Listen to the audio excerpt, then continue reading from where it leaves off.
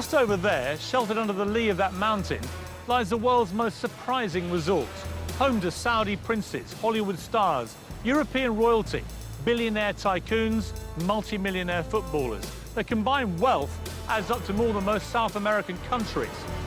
But it's where this is that might surprise you most. It's not Malibu or Monte Carlo, it's not Barbados or Bora Bora. No, that, my friends, hold on to your designer sunglasses, is Marbella.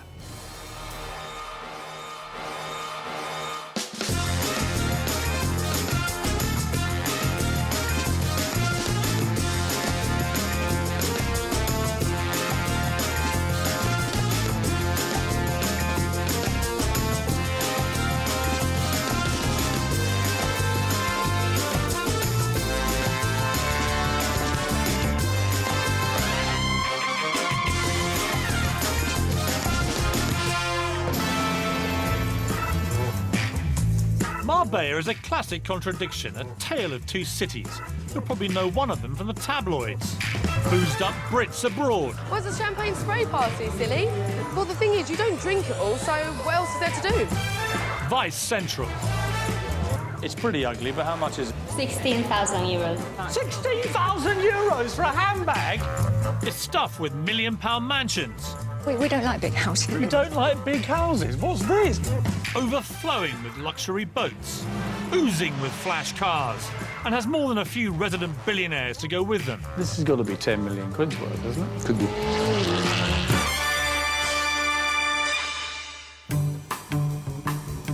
Marbella is on the infamous Costa del Sol, Spain's most southerly Mediterranean Mecca. With over 300 days a year of glorious sunshine, it's hardly surprising this bit of coast is so popular with us Brits. 300,000 live here, and a further 2.5 million visit every year.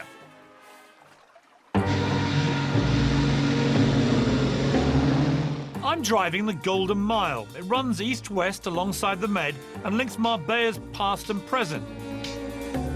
Behind me is the old town that Spanish Christians retook from the original Muslim invaders back in the 15th century. On my left here is the world-famous Marbella Club, where the magic of this place really all began. It was the hotel that first attracted film stars back in the 50s, kick-starting Marbella as an exclusive resort.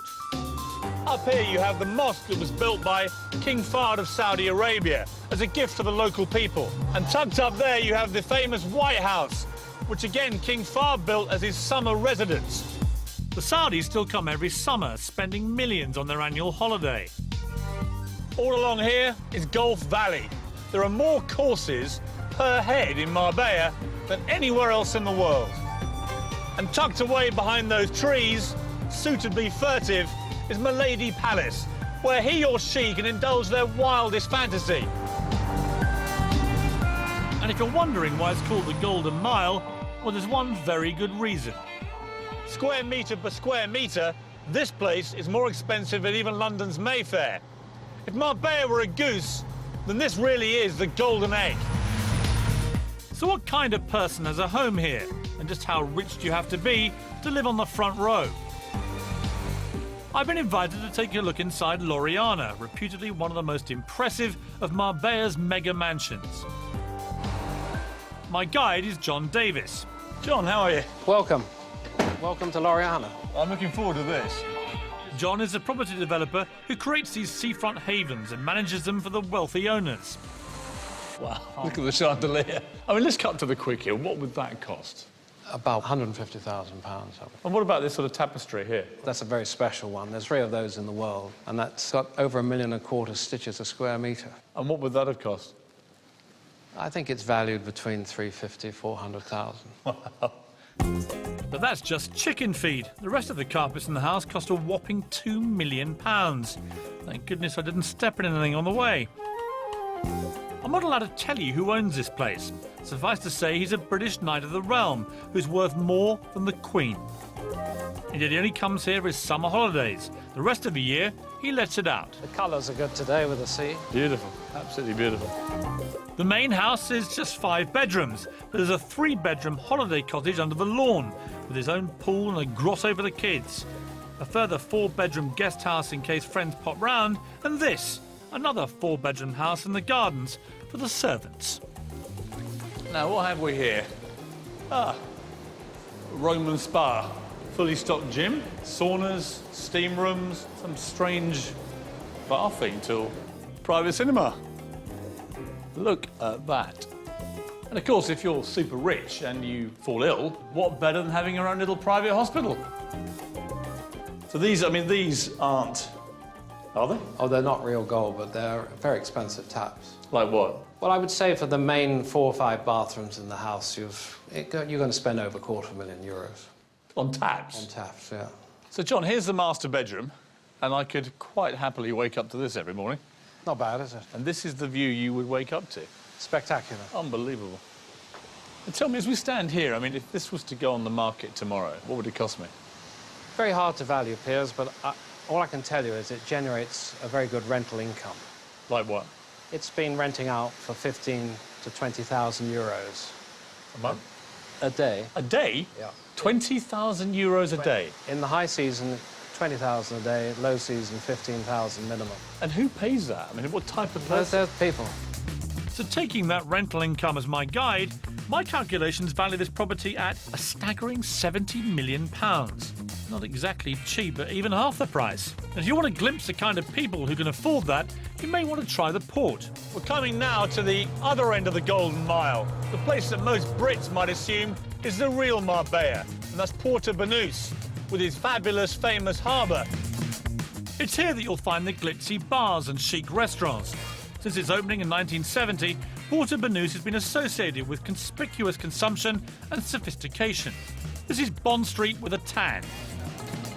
The port reflects an insatiable desire to be admired around here. And simply having a few million quid in the bank is nowhere near enough, because the bigger your boat, the nearer you want to park it to the restaurants. The more expensive the wardrobe, the more you have to dress up and show it off. And the flashier the car, the more you have to drive it round and round, trying to get noticed. Being a somebody in Marbella is bloody hard work. But those with cash love nothing more than spending it, which is not difficult in a place that's crammed with 40 of the world's top designer stores. Karen Brady, the ex-MD of Birmingham City Football Club and now sidekick to Lord Sugar in The Apprentice, owns a flat in the port. When it comes to shopping, she's in the Premier League. It would be rude not to, wouldn't it? Yes, I think it's very Yes, Karen I think Brady. so. I think. Come on. Hello. Looks like I've just been hired as an apprentice bag boy. And just when I thought we couldn't possibly shop anymore, Fendi, now this has to be right up your street. I do like Fendi, I have to say. You know, I've got 1 or 2 little Fendi pieces. So I bet you have. yeah, no, it has to be said. I mean, I haven't seen a price tag yet. How much is all this gear? I think, Piers, if you have to ask the price, you can't afford it. but what all the wags really come here for is a quality handbag, no matter what the price. Excuse me, how much is this one? 16,000 euros. 16,000 euros for a handbag? Look, Piers. Who buys this stuff? Who buys it? Not exactly how most of their customers react, I imagine. So just how much money is sloshing around these shores? How rich are the people in Marbella? Oh, there's some really, truly wealthy people. And lots of people that want to be close to the glamour. That's why they come to Marbella. That's why they're down in the port, they're in the shops. And they're all just here nosing around, seeing what's going on. You've got one side of it, which is very elegant, beautiful homes to live in, wonderful shops. Then on the other side, you've got the stag do's, the hen do's, the people staggering out of clubs at 5 o'clock in the morning. But actually, both sides are quite fun. You know, it's the Euro trash element of Marbella. So part of it's Euro and part of it's trash. Exactly. So there's cost a lot and cost a little. But in my tale of 2 cities, what is it that makes the rich want to live here? I'll be visiting a mountaintop housing estate for millionaires, where hardly anybody actually lives. I mean, we're talking 15 to 20 million for a place that is unoccupied. Oh, hardly anything All the time. As that when it's down there. On the flip side, just how trashy is Marbella?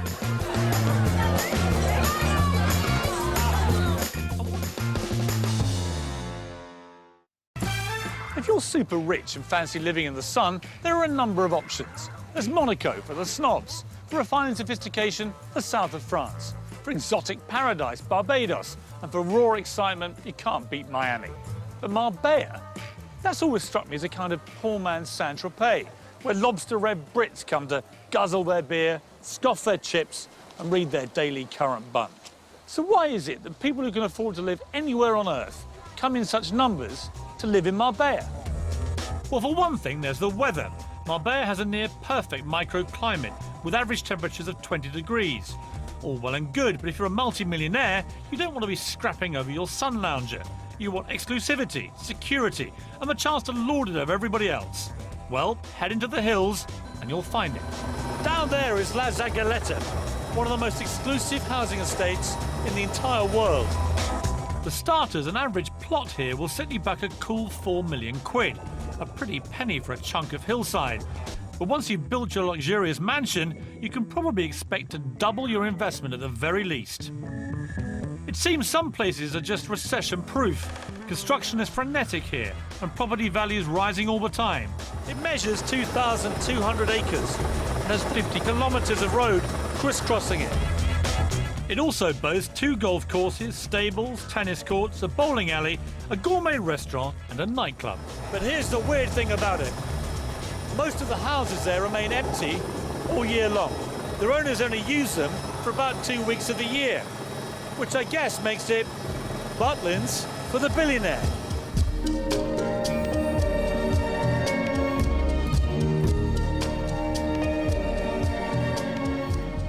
To get into this private hilltop hideaway, you need to be escorted from the main gate by a resident, or you might get shot.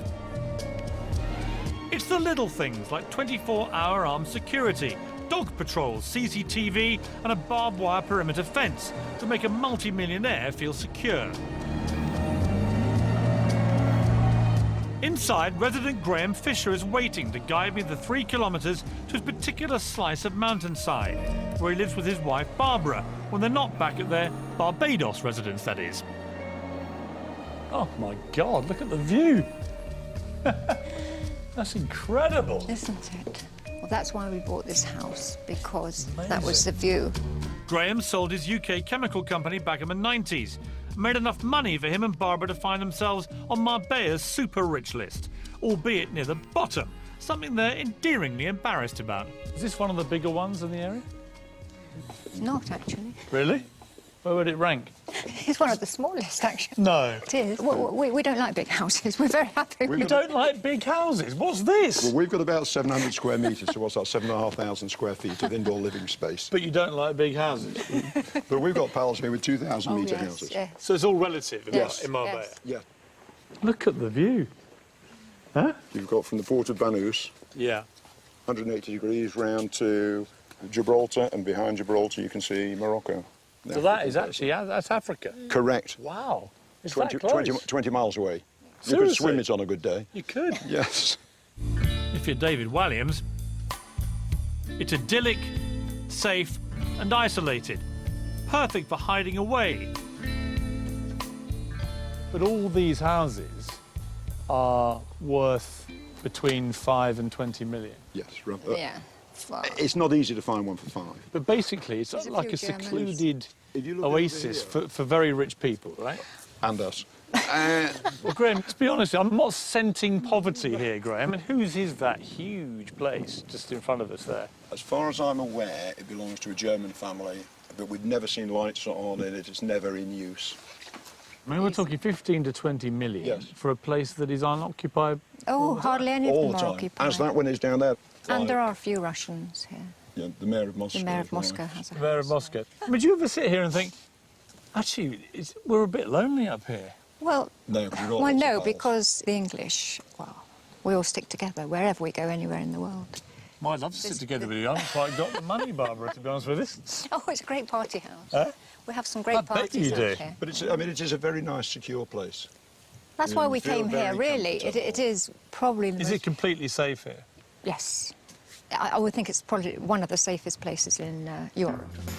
And I hit the millionaire's playground to find out how they really like to burn their cash. You are clearly stinking rich. Is it impertinent to ask how much this cost you? Yes.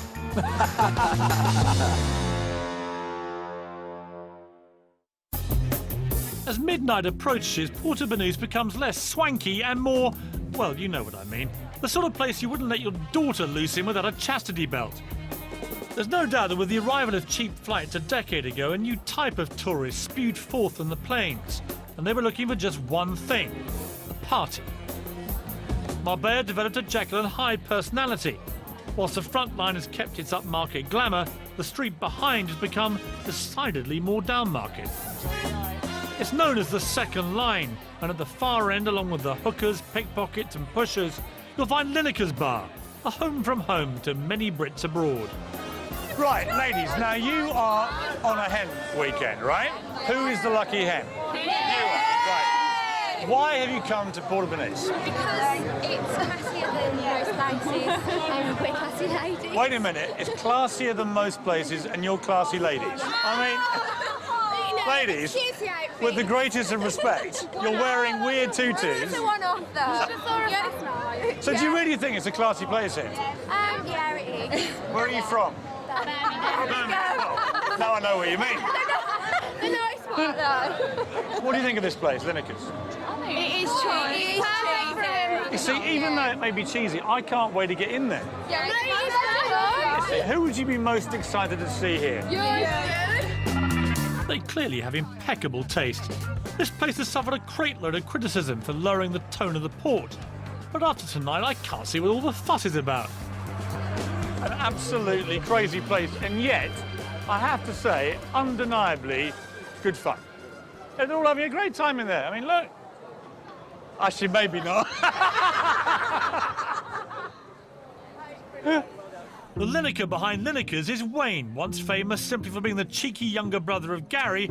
He's now famous for being the tax-evading younger brother of Gary, who went to prison and then came out to create a string of boozers, nightclubs and strip joints that stretch across the Med and beyond. It's definitely fun here, isn't it? No question. Wayne's not exactly Mr. Popular with Marbella's elite, thanks to the party-hungry clientele he brings to town. So wait, do you make any apology to the smart set of Marbella? I think you have brought this place crashing to its knees down market. Do you make any apology? No, none at all. What Lineker's has done for the port has not lowered the clientele. It's brought a new clientele to the port, a more down-to-earth clientele, and a great crowd. And fortunately for Lineker's, it's turning towards the crowd that we want. You know, we'll go through sort of 15,000 bottles of beer over a weekend. 15,000 bottles of beer? Over a weekend. Do you think the media caricature of Marbella is, and Puerto Banus in particular, is unfair? It's a high-profile place. It's a busy place, and what sells stories, you know, muck sells stories, isn't it? So they're going to look at that side of things. Are you happy wallowing in muck? Oh, where there's muck, there's money, Piers. I mean, do you think you've made Puerto Banus more accessible to the British working-class man and woman? That's exactly right, Piers. So Wayne Lineker's message to the rich and famous of Marbella is... Do one. So, no room for the toffs in Wayne's world. I'm not exactly sure they're rushing to be at his side, are you? But whilst the drunken hoi polloi might be confined to just one short street in Puerto Banus, it's one street too many as far as many Brits living the dream here are concerned. It's the hottest conversation in town as they sit in their bougainvillea-clad villas or stroll the lush golf course. Public relations guru Max Clifford and his gated community friends seemed positively militant when I caught up with them for afternoon tea. This strikes me, we're all sitting here having an absolutely quintessential English tea. And it kind of suits all of us. Tea, 5 o'clock in the afternoon, when Bob's been golfing and we've been swimming and the girls have been shopping, yeah, or having their nails done. It is lovely here. Right, that's my vote sorted. Max for mayor. Back in the 50s, when this town first became a tourist destination, there were no image problems, because there was only one place to stay. European blue blood playboy Prince von Honlo turned a rustic farmhouse into the hideaway Marbella Club Hotel, with the express intention of offering it as a chilled-out alternative to the razzmatazz of Saint-Tropez for its aristocratic chums and glamorous Hollywood friends. There was a time when the only telephone on the coast was here at the Marbella Club Hotel, which meant the likes of Jimmy Stewart, Cary Grant and Audrey Hepburn might all be in the same queue waiting to call home. This hotel still has an aura of chic discretion about it, with 23,000 trees in the garden, and individual private villas, making it easy for stars to come here and stay without anyone knowing about it. Just a week ago, desperate housewife Eva Longoria slipped inside and stayed in one of these £3,500 suites. The paparazzi were nowhere to be seen. Step next door into the Villa Tiberia restaurant and you'll still find the glamour and sophistication associated with Marbella of the 50s, a time when elegance and wealth kept itself to itself. Definitely very classy. But down on the port these days, it's more, if you've got it, flaunt it. And there are plenty of new money types who do. Well, if you've made a few million, why keep it to yourself? And if you really want to flash the cash, then head up the Ronda Road into the hills and burn some serious money with Marbella's top players. This is the Ascari Race Resort, a private club with a paltry joining fee of just £150,000. The multi-millionaire petrolhead who built this place largely for his own amusement also designed and manufactured this little plaything to go with it, the £250,000 Ascari supercar. Klaas Voort is the 58-year-old high-tech inventor and one of Marbella's richest residents, whose money fuels it all. And his latest invention to make himself even richer is a finger scanner that's impossible to fool. It's all about fingerprints, right? It's not fingerprint. What is it? It's a radio scan of your 7th layer inside your finger. It's like something out of Star Trek. There's a good reason for all this security. My God. These are Formula One cars, These right? are all Formula One cars. All of them have been used in Formula One races. Proper Formula One cars. I'm now inside the most expensive toy box in the world. This has got to be 10 million quid's worth, hasn't it? Could be. What was your vision for this place? Basically, I would like to own a circuit where I could play on every day. That's how it started. It's the ultimate boy's toy, really, isn't it? Yes. Every day I get here, I still think it's a fantastic place and I love it. It's like walking into heaven when you get to these gates. It's an extraordinary place. Yes. I mean, you could live anywhere in the world, couldn't you? Yes. Why Marbella? I think Marbella is vastly underrated. I think it's a fantastic place. You need to be in Western Europe on a regular basis. So this is only two and a half hours flight from London or from Amsterdam, whatever. So it's easily accessible. I mean, with the greatest respect, Klaas, you are clearly stinking rich. Is it impertinent to ask how much this cost you? Yes. But it's a lot. In fact, Klaas invested a vast £50 million of his fortune on having a good time. And having that kind of money to spare definitely puts you in the upper Marbella set. They all hang out at Olivier Vallet's nightclub. Lineker's is just a stone's throw away, but this place is about as far removed from Wayne and his pals as you could possibly get. Hello. The Queen of Marbella. Welcome to my I have heard so much about you. Thank you very much. Take me into your lair. Welcome, welcome. This is Marbella's premier nightclub, and is as voluptuous, exotic and entertaining as Olivia herself. People said to me that I couldn't make a programme about Marbella and not eventually meet you. That is real, because I said to everybody, if you come to Marbella and not come to visit my place, it's like to go to Roma and not go to the Vatican. So here are the bowels of your cellar, Olivia. On a busy weekend, almost 5,000 people will guzzle their way through the content of Olivia's cellar. This is one weekend's worth. Yes. But don't bother coming if you're on a tight budget. The punters here spend more in one night than most people spend on their 2-week holiday. This is a 1995 Yes, it's a Methuselah of Methuselah Dom of Perignon. Dom Perignon. How much are they? That's a bottle of 30,000 euros. 30,000 euros for a bottle of champagne? I'm told that everybody's been in here. Give me some names of people who've been here. Oh, from Sean Connery to Bruce Willis and with Rod Stewart. And I heard you had Prince Harry in one night. Oh, yes. That is the most chic and elegant young boy that I receive. Really? And when he tells me that it's the best night that he spent in his life, I tell him, really? Don't worry, you are going to have thousands of better nights. Believe me, Marbella is a paradise. One night you like to have something very sophisticated and very good food, and one day you go to beaches where you eat wonderful fishes for very cheap price. Yeah, but hang on a sec, Olivia. I mean, if I went to your nightclub, tonight, there are going to be people spending between 5,000 and 20,000 euros, aren't there? Yes, we have. Thanks God. Thanks God, because if there is only poor, it's a little contagious. I don't like to be so near than them. Quite right, Olivia. We certainly don't want you catching a dose of poverty in Marbella, now do we? So, it seems the rich here are very happy living their own wealthy bubble, buying themselves distance from the riffraff and locking themselves away from the criminals. So what does the future look like to anyone who's thinking of setting up shop in Marbella? James Hewitt is the latest immigrant to try his luck. Do you think Marbella is a pretty good place to reinvent yourself if your reputation has been a bit, you know, scallywag, cad, bounder? Thank you for repeating that again. And how do you down 120 bottles of champagne in just 2 minutes? Where's the champagne spray party, silly? Well, the thing is, you don't drink it all, so what else is there to do? Tell me I'm barking mad, that I'm a Jeroboam short of a Nebuchadnezzar. Or perhaps it's all this sun getting to my head. But everyone I meet in Marbella says exactly the same thing. This is the best place in the world for work, rest and play. But most people don't come here to work or rest, really. They come here to play in the sun, sea and sand. Oh, and also in the giant red cups full of champagne as well. Here at Nicky Beach, I'd arranged to meet Bianca Gascoigne, daughter of football legend Paul Gazza Gascoigne. Have a quiet chat about the new Marbella. Well, quiet-ish. Now then, Bianca, here we are in your natural lair. Of course, yes. Nicky's Beach, Absolutely. Marbella. Seems to be a load of people over there just spraying champagne. Yes. Where's the champagne spray party, silly? What's that?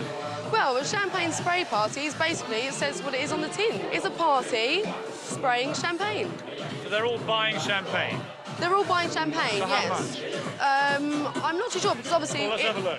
In a big group, obviously you So have... here we are, look. Yeah. The champagne here, Yeah. a Magnum of Cristal, Yeah. 1,945 euros. Yes. And this lot are spraying it all over each other. Yes. I mean, that's the most senseless waste of money I've ever seen in my life. And I thought the same. I thought the same. Basically, last time I was girls, we had 120 bottles of champagne. What do you do with it? Well, the thing is, you don't drink it all, so what else is there to do? Well, you spray it. Do you think in a recession, Bianca, that spraying champagne all over each other is a sensible thing to do? Absolutely not, but it's a fun thing to do. Ah, yes, fun. That'll pay the bills. And talking of bills, if you're a millionaire and you're not quite so keen on giving so much of your hard-earned cash to the taxman, there's another reason you might want to move to Marbella. As every local estate agent will tell you, on a good day you can see Gibraltar and Africa from here. Gibraltar's just a 40-minute drive away, but it's been a thorn in the side of Spain for decades, lurking like a shark off the coast, feeding off the scraps that places like Marbella throw at it. But the tide may now be turning. If you're a tax exile, then Gibraltar's now one of Europe's lowest tax takers, and incredibly, you don't even have to live there to reap the benefit. Sounds too good to be true? Well, don't take my word for it. Have a listen to what James Young has to say. He's a Marbella millionaire who sold his pharmacy business in the UK and saved a fortune in tax by buying a flat in Gibraltar. I caught up with James on his £2 million Sunseeker. Pen and paper at the ready, everyone. So, James, I mean, you really are living the Marbella life, aren't you? I'm not quite sure about this. Well, let me spell it out for you. Yeah. Nice big yacht. Yes. Vintage champagne in your hand. Yes. The coiffured look of a man stinking of success, James.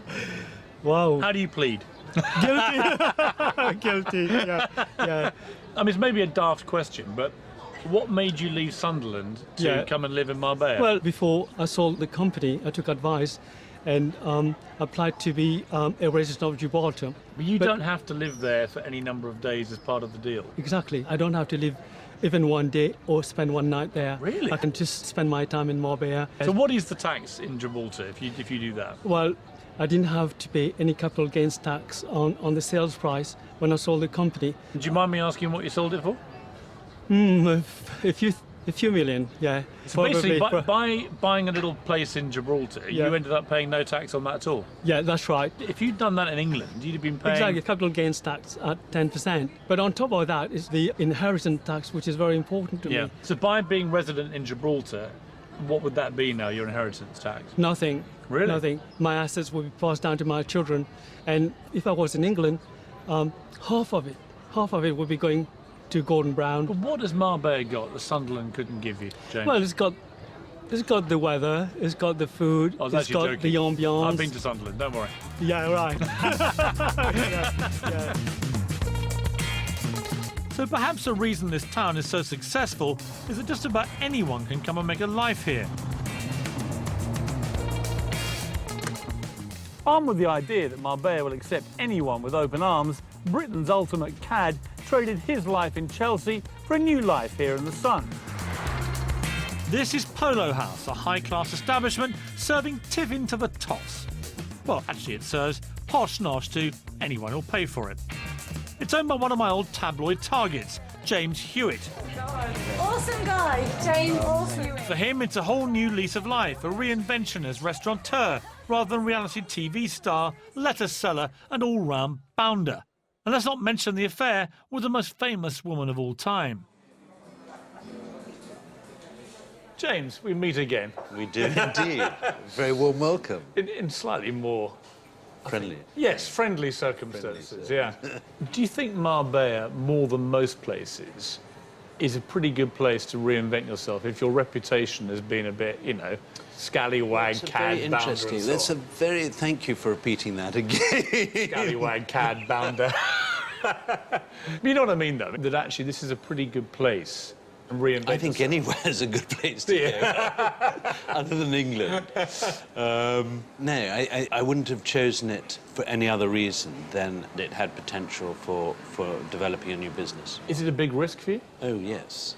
A huge risk. I mean, last year was quite worrying. I mean, worst possible time to launch a place like this, I would have thought. Well, I mean, one probably wouldn't have done it had one realised that the credit crunch was coming. How much of a draw here are you, personally, do you think? I hope very little. Because what I hear is that all the ladies in town No, you love are coming... joking. No, I'm serious. You are joking. No, You are like coming along here to meet James Hewitt, which obviously I find quite baffling, but it's true. Well, thank you for that. Well, no, I'm not going to kid myself. I mean, you know, I think that people are intrigued. I mean, I don't think it's necessarily me, but it's the person that they've read about or heard about.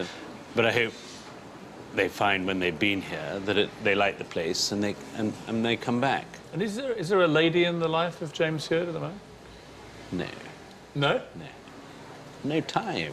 No time. I mean, would it be a dream of yours that you could be remembered, perhaps, as James Hewitt, a successful restaurateur, rather than James Hewitt, ex-lover of Princess Diana? I mean, you can't expunge history, so... But in terms of an aspiration for you, personally? Yes, I mean, I'm trying to, you know, I have moved on. I'm going to continue to move on. And if that is accompanied by success, then I would have no complaints. Good luck. Thank you. I set off to investigate a tale of two cities, but Marbella has turned out to be a mini metropolis in the sun, providing everything to everyone. Try and quantify exactly why so many people flock down here, and you'll be sipping your G&Ts for several days to come. But one thing's for sure, it remains at its heart somewhere that people come to live a dream, to retire, to party, to make a fortune, to spend a fortune, or even just to enjoy a great holiday. Marbella, whatever tickles your fancy, can offer it all.